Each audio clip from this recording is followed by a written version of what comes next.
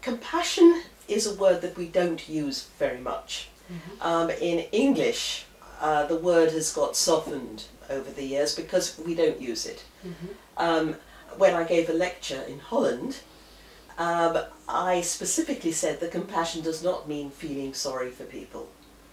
But in the Dutch translation of my text in the newspaper, every time I mentioned compassion, they translated it pity. Yeah. And so, and yet, in my studies of all the world religions, I kept being brought back to the issue of compassion.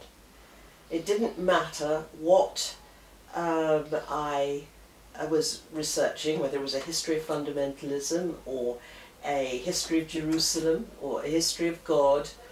Compassion always came to the key. Each one of the world religions has said that compassion, the ability to put yourself in other people's shoes, to look into your own heart, discover what gives you pain, and then refuse under any circumstance whatsoever to inflict that pain on anybody else. This is compassion, and it is the key, the test of true spirituality, and it takes you out of yourself. It makes you dethrone yourself from the centre of your world, put another there. And it's nothing much to do with feeling. That's why I don't like to use the word love. It's, you know, we vulgarised the word love, at least in English. Oh, I love ice cream, we say, or I love that movie. And it's all about emotion. This is a principled determination to take responsibility for the pain of the world. That's what the word means in Buddhism, karuna. That you look at the pain of the world and you don't think, that's not my job. It is your job, in whatever sphere you find yourself. And it was becoming frustrating to me that all the world religions have this, and they should be making a major contribution to the chief task of our time, which must be to build a global society where all peoples are treated with respect and justice. And if we don't do that, we won't have a viable world. Unless we implement the golden rule globally, treating all peoples as we would wish to be treated ourselves, the world will never have peace. The world will simply not be sustainable.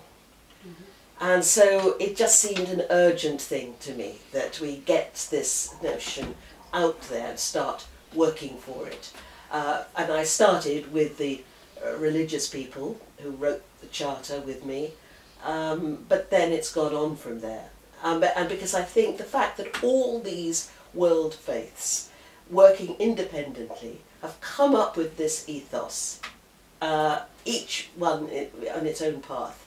It shows it's something deeply in the structure of our society, in the structure of our humanity. This is how we work. And the people like Confucius and the Buddha and Jesus and the Prophet Muhammad, peace be upon him, who formulated the golden rule, never treat others as you would not like to be treated yourself, were not living in peaceful, happy societies. All their societies were riven with violence and warfare as never before. And they looked at this world and said, if we don't treat each other properly in this way, we are going to destroy each other. And that's more true now than ever. Well, compassion is not just about religion. If you look at the Charter, it's very difficult to find any mention of anything specifically religious in there. And that's because we had people of all different religions around that table. We couldn't talk about God, for example, because the Buddhists would not be able to sign such a charter. And so that was an exercise in the religious people, who are often thought to be intolerant and unable to escape their own tradition, reaching over the divide and working together. Now, if secularists cannot also reach over the divide to work for a more just and compassionate world, then it's a poor lookout for secularism. I mean, what a lot of secularists have against religion is that it's not compassionate. So if they're not willing to join in, what is that saying about secularism? I'm all for secularism. I'm very happy to live in a secular society. What I don't like is a militant secularism that has a bigoted view of religion. And that's just as bad as bigoted religious people having a bigoted view of secularism. We've got to sort of grow up, really, and realise that we share the world with people who have different views, different cultures, different belief systems or lack of belief systems, and we've got to get along. And this is what compassion is all about. We're all in this together. So I would think that, you know, that kind of attitude is something that I find depressing. I understand it because I used to be like that myself. When I left my religious order after a young girl, I wanted to have nothing whatever to do with religion ever again. But you know, I look at some of my early books which were very angry about religion, and I won't have them republished because I didn't really know what I was talking about. I still don't belong to a particular religious denomination of any sort. I can't see any one of the world religions as superior to any of the others. Each has its own gifts and genius, each its own flaws. And secularism can have its great strengths. But one of the flaws all the religions share is intolerance. And this secularist ideal seems intolerant to me. If the religious people can come together to work for compassion, surely the secularists can join in, and indeed they are. In many parts of the world, people working for the Charter in the United States are not particularly religious at all. But they heard the Dalai Lama and said, we've got to do something, when he came to their cities. So, so we all have to do what we can. Let's learn to live with one another and to take, and not to exclude other people, just, you know, as a reflex action. That's a rather immature attitude, I would think. Yes. Nothing is perfect. Not the charter that we all wrote. It's not my charter. It was a joint effort. And I don't think any of these other charters will be perfect either. So, I mean, what we've got, never mind the text. What are you going to do about it? This is what we have to concentrate on now, action. And I think that what we all had to do when we sat around that table, we all had 20 of us from all different parts of the world with different languages, different cultures, and we all had to put our own likes and dislikes on to the side and come up with something that was joint, that we could all agree on. And that's what we have to do now worldwide.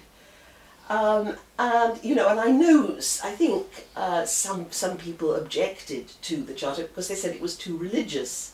So I said to them, fine, tell me, pick out the words that you find religious, and we'll talk about that. Perhaps we can talk about, and they didn't come back with anything. I don't think they could, because it's really not particularly religious. I think, you know, one of the things, I know what you mean about this, our culture is all about me first. This is not my charter, this is not about me. And I've always said, if this becomes the current Armstrong show, it will fail. I think we've just got to let ourselves go. We have a me first culture. And sometimes people want to do compassion because it'll make them feel good. There's quite a lot of that, particularly in the United States, that I'll buy into this and then I'll feel great about myself. And, you know, and this is not what the Charter is about, you know, making me bigger. The Charter is about pushing yourself to one side and working together. So, you know, it took us a lot of effort. It took us a whole summer to write that Charter. We had 2 or 3 days together in Switzerland. And then we did it all by email, backwards and forth, all round, until we got something, you know, we said, what about this, and no, and then finally everyone said, yes, that's it. It took us a long time. There's no point in us all inventing the wheel again and saying, this is my charter, this is our charter. And the point now is not the words on the plaque. It's what we're going to do. And if we concentrate on what we're going to do rather than, you know, than titivating with the words, we'll get a better result. Well, do they want a peaceful city? That's the question. Do they want a city where people get on with one another, where there isn't hatred? I think it can have great benefits. Let me tell you a story about Seattle, which was the first US city to declare itself a compassionate city. I went over for the announcement where the mayor read the charter. And they have started this 10-year campaign that you're all involved in to get people, cities to join up all over the world. Now last year there was a terrible shooting incident in the city. A Native American was crossing the street and he had his headphones on, and the policeman called him to stop, and he didn't hear him, and the policeman shot him. And this absolutely devastated the community. Everyone was cross, they wanted to tear the policeman to bits, the police were angry, the city council was up in arms, you know, everyone was being defensive. This group of people, who the sort of the core team in Seattle, did a wonderful thing. This young man had been a woodcarver, a traditional woodcarver, and his father, the whole family were. So they got together, all the woodcarvers in the city, and together they carved the most beautiful totem pole in this man's honour. So, and it was enshrined in the city, right under, you know, Seattle has this great space centre right in the centre. There is the totem pole, and it healed the city, and it helped to heal for the family. I was there just a few months ago, and the father was talking about it. Also, their lawyers got onto it and got a large compensation for the money for the family. So this is what there are things in it for the city council. Nothing else was working. They moved it forward. So there is something. But I don't think we need to be too sort of holy about it. Ari Cohen, who is one of the people masterminding this campaign, we were up in Vancouver, people with meetings with city council members. Vancouver's probably going to become a city. And he said, look, don't let's be too holy about this, shame them into it. You know, you need to get sort of a compassionate university here, or a compassionate church there, or a compassionate school there. All around, they'll suddenly find themselves surrounded by compassionate institutions and see it's the coming thing. Not everybody's going to come to this necessarily from the purest of motives, and I don't care. As long as we start behaving in a more compassionate way, that's fine by me. So there is that other sort of tack you can take. But also have a look, tell that story of the Seattle people. I think it says what such a thing can do for a city. In times like this, when random violence can cause such damage to relations within a city. Also, another thing that you can tell them is that this gives your city a profile, an international profile.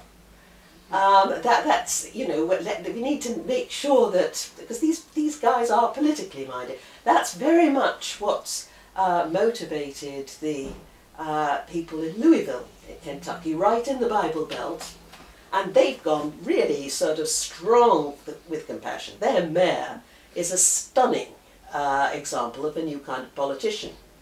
And Nothing sentimental about him at all. But now, because of this, Louisville is suddenly on a map. And all sorts of people are hosting conventions about compassion-related things or justice-related things. They want to do it in Louisville. And of course, it's also the place, the home of Muhammad Ali. And who, with his institution, he's working for the Charter. So you can tell them that too. Not only can it heal your intercity relations, it can also put you on the map and give your city a higher profile internationally. Is there a possibility that we have only 2 steps? No. No. Certainly not. Compassion is a long process. Exactly. Yes. You see, this is what we need. We want everything instant in our world. We want fast food, instant communication on a mobile phone, all this. This is a slow process, and 12 Steps, of course, brings to mind Alcoholics Anonymous. And that was quite deliberate on my part, because we are addicted to our pet hatreds and dislikes and prejudices. We don't know what we do without them. We are dependent upon them for our sense of identity. Just like an alcoholic is dependent on the booze and can't live without it. In alcoholics, they found that this has to, you can't just wean yourself like this. It's a slow process. It's a lifelong process. You're not going to be compassionate when you finish the 12 steps. You'll be working on this till your dying hour. Because we are all selfish people. We get a buzz out of being horrible to other people sometimes. The same kind of buzz you get from the first drink you have in the evening, or in the days when everybody smoked the first cigarette of the day.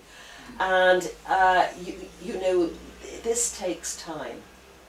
So this, but there's no point in waiting until you are gone through the 12 steps. To start, you learn by doing it. And these steps are things that you can integrate perfectly well in your life.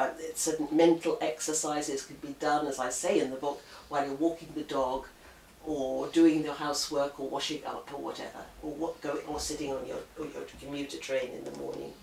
It's not meant to be time-consuming. It's meant to make you aware of the way you interact with people, the effect you have on people, the way you speak to the person serving in a shop or in a cafe, the way you can make someone's day by just smiling at them. I know sometimes, and notice the way your life can be affected when someone does something nice to you. It can brighten your day and make a possibly horrible day better. And this just takes time. You need to integrate it very slow. No good trying to do it all at once.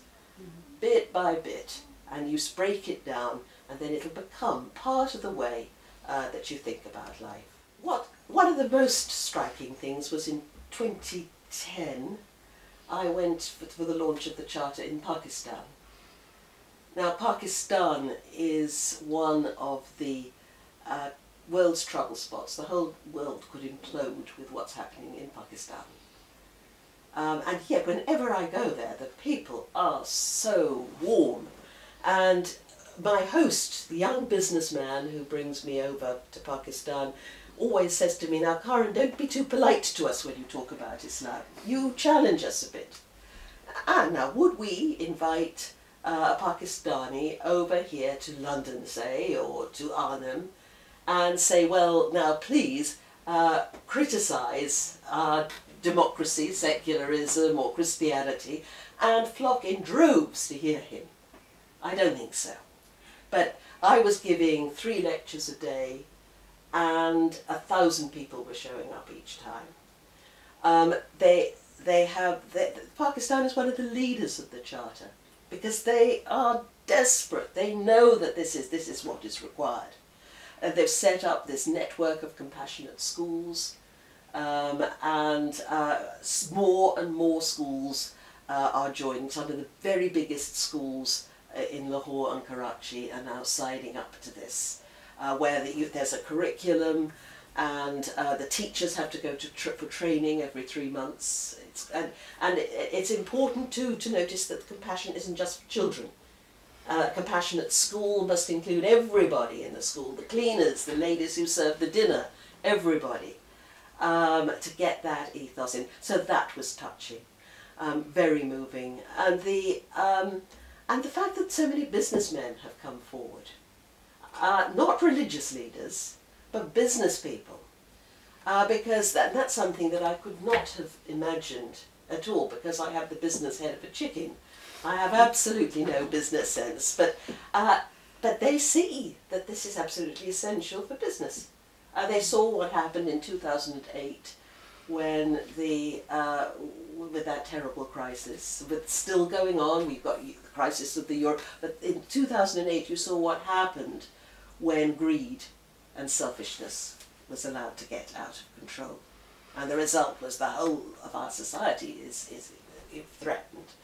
Now, again, their commitment has moved me, because then there's nothing soppy about these people.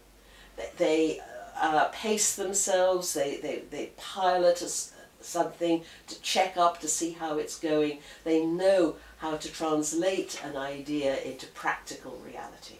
That, and finally, I think one of the things that's moved me recently was the Brookings Institute, a big think tank in Washington. I went over last year for the 10-year anniversary of September the 11th in Washington, because Washington was one of the targets. Of course, the Pentagon was hit that day, that terrible day, and there were a lot of events. I spoke at the National Cathedral, and Muslims United for Change had a huge conference on September the 10th, and the response there was enormous. An imam there who heads the largest Muslim society in North America. It's called the Islamic Society of North America. Vast. He is endorsing the charter, and ISNA is going to affirm the charter in September. And he wants to see. He is a real mover and shaker. He goes to the White House. He goes everywhere. He says, "I want to see that charter. The first thing you see in every mosque you go into." Now here, his commitment and his energy and good humour about it. He keeps trying to kidnap me and say he's buying me a little townhouse near his big Islamic centre. He's choosing me so that I can move in there permanently, when I probably won't do that.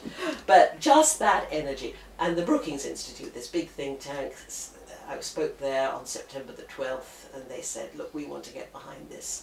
And we're now spearheading a move to get the religions more involved at grassroots level, so internationally and globally, so bringing in more countries, perhaps Afghanistan for example. So all this commitment, it gives you hope, because when we launched the charter, we really thought that was probably it. We'd made a demonstration that all these religious leaders could sit around the same table and work together for a better world, and show that this was what they had in common, not all this other stuff like doctrines and stuff. But no, the fact that it took off in this way, and that people are working, putting their own money into this, and their own time and energy, an immense amount of time, this is moving, and it gives us hope that people recognise the need, and that perhaps we can start turning things around. Our last question is, what do you have maybe for a word of advice, or a wish, or a messenger for the Dutch people? Look, Holland has a reputation of being one of the most liberal countries in Europe. In the 17th century, when Jews could find no safe haven anywhere else, they could go to Amsterdam. They were not in a ghetto. They could participate in city life. They could do business. It was the Dutch had developed a more liberal ethos than was evident anywhere else in Europe. Now that ethos seems to be being challenged. I know you have, we all of us, we British certainly have massive problems, both as, you know, internally and in our view in what we've done around the world.